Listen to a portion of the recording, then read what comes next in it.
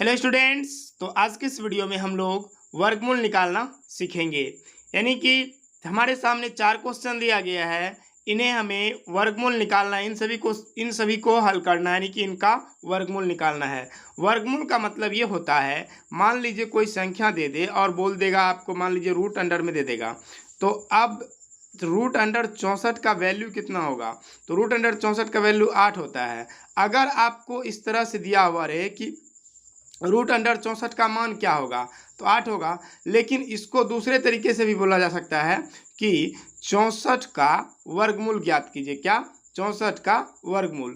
तो यहाँ पर हमारे सामने क्वेश्चन दिया गया है 64, 256, 525, 1764। हमें बोला गया है कि इनका वर्गमूल निकालिए। तो आज हम लोग भाग विधि से या गुणनखंड विधि से इसका वर्गमूल हम लोग निकालेंगे।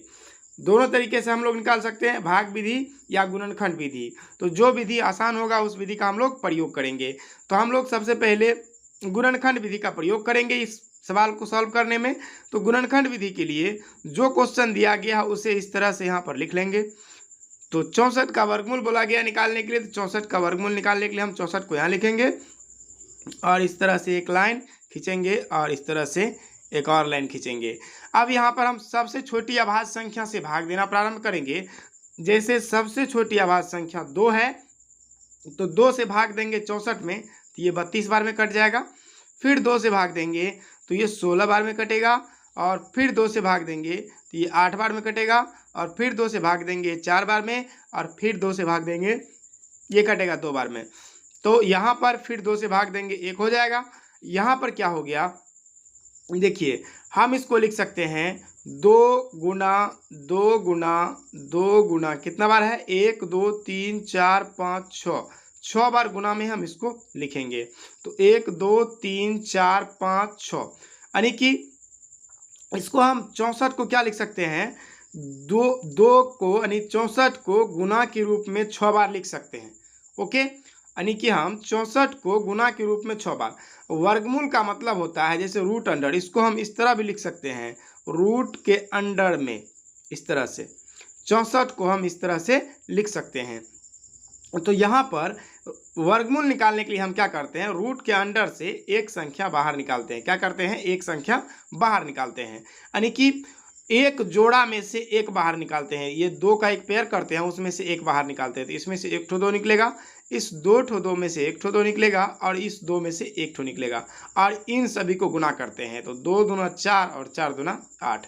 जैसा कि आपने अभी पहले सीखा है कि रूट अंडर 64 का वैल्यू 8 होगा।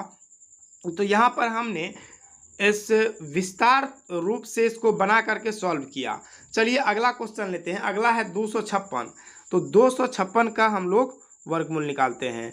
तो 256 का सबसे पहले अभाज्य गुणनखंड करेंगे। तो सबसे छोटी संख्या से 2 से भाग देंगे, तो 2 एकम 2, 2 दूनी 4, और यहाँ बचा 2 अठे 16, यानी 128। 2 से भाग दीजिए, 2 छा के 12 और 2 चौके 8। फिर 2 से दीजिए, 3 दूना 6 और 2 दूना 4। ठीक है, फिर 2 से लगेगा 16 दूना 32, फिर 2 से लगेगा 8 दूना 16, फिर 2 से लगेगा ये हो जाएगा 4 दूना 8, और फिर 2 से लगेगा ये कितना हो जाएगा 2 दूना 4, फिर 2 से लगेगा 2 एकम 2, यानी कि हम 256 को क्या लिख सकते हैं, 256 को हम गुणा में कितनी बार लिख सकते हैं, 1 2 3 4 5 6 7 8। तो 256 को हम लिखेंगे 2 गुना 2 गुना 2 गुना 2 गुना 2 गुना 2 गुना 2 गुना कितने बार, 1 2 3 4 5 6 7 8, 8 बार लिखेंगे। और इसमें से एक एक को बाहर निकालेंगे, क्योंकि हमें क्या निकालना है, वर्गमूल निकालना है। आप इसको रूट के अंडर में रख के भी कर सकते हैं, हम यहाँ डायरेक्ट कर रहे हैं। तो इसमें से एक जोड़ा में से एगो निकलेगा, 2 2 2। अब इसको गुणा कर दीजिए आप आपस में। तो 256, देखिए 256 का वर्गमूल कितना निकल के आएगा, 2 दूना 4 दूना 8 दूना 16, यानी कि 256 रूट अंडर 256 का वैल्यू कितना आया, 16। आई होप ये क्वेश्चन आपको समझ में आ गया होगा। चलिए अगला क्वेश्चन हम लोग करते हैं। अगला क्वेश्चन है 525। तो 525 का हम लोग गुणनखंड करेंगे। देखिए 525 का गुणनखंड कैसे करेंगे, तो 525 किससे लगेगा, 5 से भाग लगेगा, तो 5 से लगाएंगे, 5 एकम 5 और 0 पचे 25, ठीक है। तो 105 बार में कटा, फिर 5 से लगाएंगे, 5 दूना 10, 5 एकम 5, ठीक है। तो 21 बार में कटेगा 5 से, अब 3 से लगेगा, 3 सते 21, फिर 7 से लगेगा, 7 एकम 7। अब देखिए 525 को हम क्या लिख सकते हैं, 525 को क्या लिखा जा सकता है, 525 को हम लिख सकते हैं 5 गुना 3 गुना 7। अब देखिए यहाँ पर देखिए यह एक पूर्ण वर्ग, यहाँ पर 5 का तो एक जोड़ा निकल रहा है, लेकिन ना ही 3 का जोड़ा है ना ही 7 का जोड़ा है।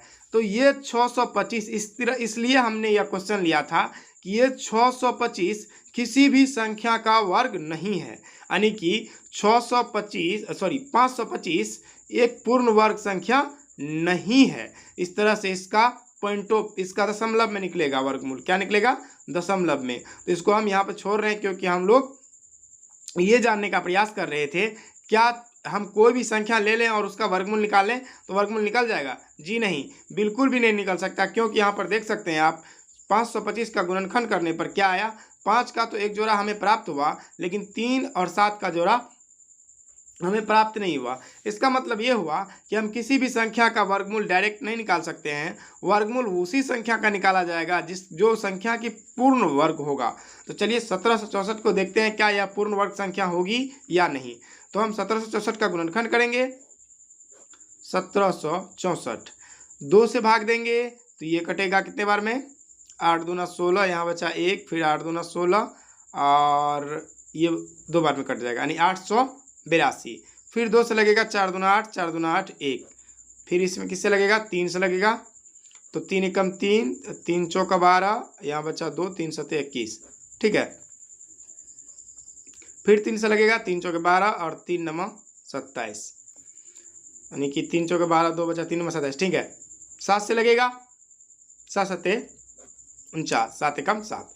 अब देखिए यहाँ पर हम 1764 को क्या लिख सकते हैं, 1764 को लिख सकते हैं 2 गुना 3 गुना 7 गुना 7, यानी कि 2 का जोड़ा हमें प्राप्त है, 3 का जोड़ा प्राप्त है और 7 का जोड़ा भी प्राप्त है। इसको गुना कर देंगे आपस में, 3 दूना 6, 6 सते 42, यानी कि रूट अंडर 1764 का वैल्यू क्या होगा, 42, ठीक है। तो 1764 क्या है, एक पूर्ण वर्ग संख्या है, लेकिन यहाँ पर 525 एक पूर्ण वर्ग संख्या नहीं थी, इसलिए इसका वर्गमूल पूरा नहीं निकला, पॉइंटों में निकलेगा, ठीक है। आई होप ये वीडियो आपको पसंद आई होगी और ये तरीका आपको समझ में आ गया होगा और वर्गमूल आप आसान तरीके से गुणनखंड विधि से निकाल पाएंगे। तो मिलते हैं एक नए वीडियो में एक नए टॉपिक के साथ, तब तक के लिए थैंक यू।